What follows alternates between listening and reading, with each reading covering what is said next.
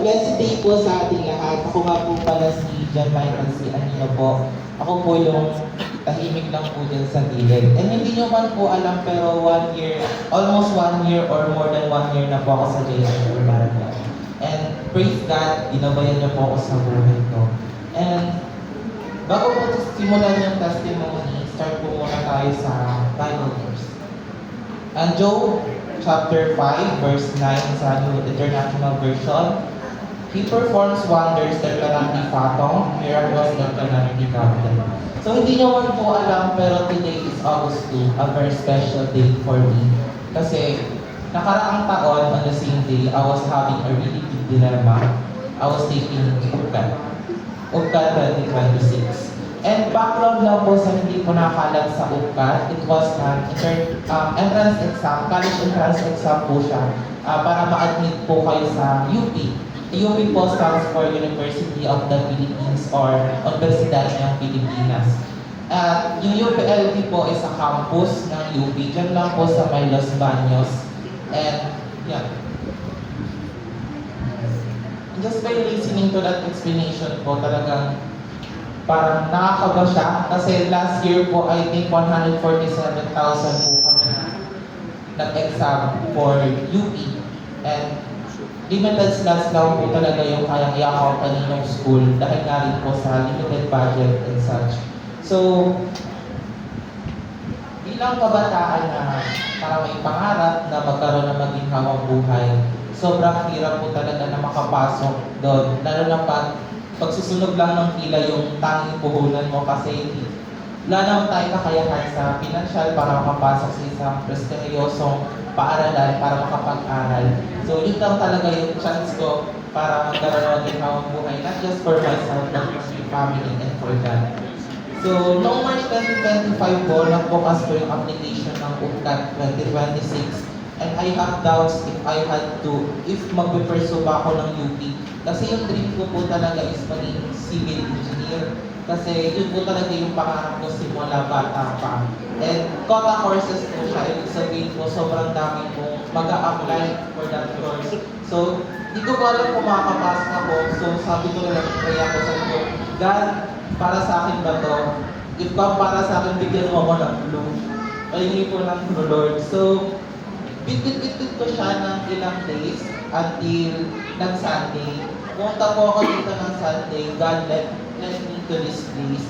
And hindi naman po sa pagiging chismoso, pero meron po kasi sa likod ko habang nag-pray ako, I think from Asher po siya or from Welcoming Community, may kinakamusta po siya sa likod. Then, yun lang po yung narinig ko yung sabi niya, of course, try mo, God will provide, huwag kang sumuko. Yun lang yung narinig ko. And pinakawakan ko siya. And sabi ko, sige, try ko. And so, nag-filled ako ng mga form, nag-complete ako, ganyan-ganyan, then apply. Then, after grade 11, recognition, kasi wala pang recognition ng grade 11 dito, meron na application. So, after recognition, sabi ko, mag-review ako. So, pero hindi siya tuloy-tuloy, I did review, pero syempre, bakasyon, so bata nga, so, minsan, nanonood ng K-drama and such. So, hindi siya tuloy-tuloy. Then, parang during the process, parang nahihina ako kasi I have to self-study kasi wala naman kami ganun ng financial para makapunta sa review center. And nakikita ko sa online, sa mga kilala ko na nagre-review center sila. So, parang naniliit ako. And so, sinabi ko na ng Lord, ikaw na bahala. Win mo naman to. So, ayun, may mga mock exams naman online. So sabi ko, yun na lang gagamitin ko para i-test yung mga kaalaman ko and if kaya ko ba talaga mag-test for UPCAT. Then, yun nga, hindi naman ganun katalinuhan. So, sinuntok ako ng realidad. Meron ako mga mock exams na parang 1 digit lang yung score ko over 3 digits. Tapos minsan, kung swerte, malapit sa kalahati, gano'n. Pero may minsan nag-negative pa yung score ko. Ba't po siya nag-negative? Kasi parang right minus wrong po siya. Yung parang UPCAT. So, ibig sabihin ko, yung mali mo, yung multiply po siya sa 0.25 po ata yun. Tapos, ima-minus po siya dun sa tamang score. So, halimbawa po, 125, kunyari, tama. Tapos 65 yung mali. So 65 times 125, 16.25. Tapos i-minus mo dun sa 125, so 108.75. Yun na lang yung score mo. Parang ganun siya. So, few months later po, nag-upcut po ako. Tapos, yan, gumising, nag-review. Tapos pagpasok ko po dun sa exam room, nawala lahat. Nawala lahat ng ni-review ko, din nakalimutan ko siya. Tapos ang ginawa ko na lang, nag-pray po ako. Sabi ko, God, alam ko nasa tabi kita during that exam, and if win mo, masasagutan ko yung mga tanong. Eh, nasagutan ko lang yung ibang tanong, pero syempre hindi mawawala yung maraming blanco. Eh, naaminin ko po wala pa sa kalahati yung mga nasagutan ko during that exam. Kasi hindi ko nga siya alam. So, lumabas ako ng exam center na tulala. Tulala po kasi wala po akong masagot at alam ko na sarili ko na hindi po ako makakapasa na upkan. So, sinabi ko na lang sa sarili ko, wala na to. Hanap na lang tayo ng ibang university. So, dahil nga nawalan ako ng tiwala sa sarili ko, nag-apply po ako sa 10 university and I did pass, pero yung iba po ay sa Manila pa, sa Batangas, sa QC, and yung iba naman po may 50 to 80% discount, pero kung ano po siya yung sa normal tuition, sobrang laking halaga po talaga sa hindi po talaga kakayanin. So, ang tanging ko pong choice ay kung malayo man, mag-dorm. Pero kung mag-dorm po ako, ang laki po kasi ng gastos. And sobrang layo sa family, so hindi ko kakayanin yun. So, it's either mag-dorm ka, pumastos ka, o tumigil na lang muna sa pag-aaral. So, kung itigil po sa pag-aaral, mawala na po, mapuputol po yung pangarap ko na pag-build ng mga houses, structures, yung pangarap ko sa sarili ko, and not just for myself, but also para sa pamilya ko at sa lolo ko na mayabang. Noong 2018 po, 2019 pa ata yun, nawala po yung lolo ko. And laking grandparents po kasi talaga ako sa probinsya. And pangako ko po kasi nung doon po sa probinsya namin, maliliit po yung mga bahay, mga kahoy. So may nakita po ako doon na parang mayaman sa amin, tapos 4 na palapag yung bahay. So sabi ko, paglaki ko, papatayo ako ng ganyan pa. Titigil na kayo sa pag-aararo. Titigil na kayo sa papalay. Yung sabi ko sa grandparents ko.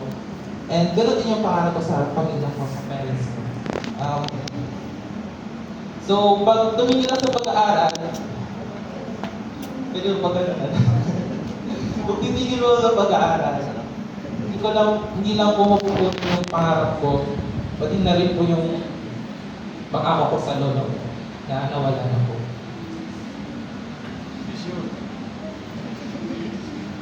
And so, few months later po,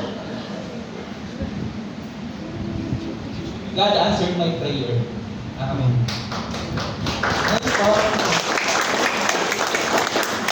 nakapagsa po ako ng UPCAR 2026. And nag-work ko siya sa PSC Engineering po. Sa PSC Engineering po siya. And thankful po kay God kasi hindi ko po talaga kaya yung isa. And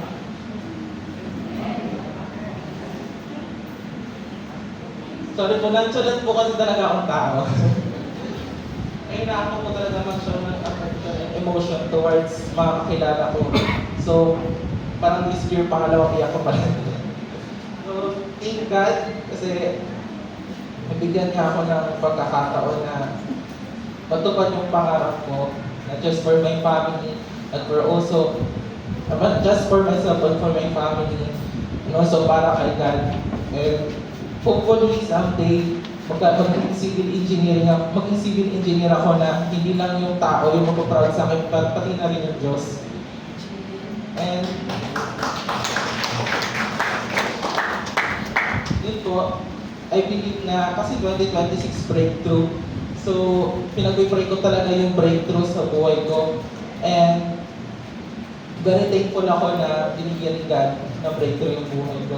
And I believe po na in this breakthrough, not just in this breakthrough po, but for every breakthrough, is is a journey, and that journey po carries one's dream. And when we achieve that dream po, it doesn't just end there. It's a beginning of a new chapter with God. And yeah. And ngayon, magpo-focus po ako towards knowing God more. And so, sasali po ako sa ministry. And kaya naman, sumali na po kayo sa DJ o sa journey. Yan. Nag-enroll po tayo and sabay po natin i-serve yung Lord.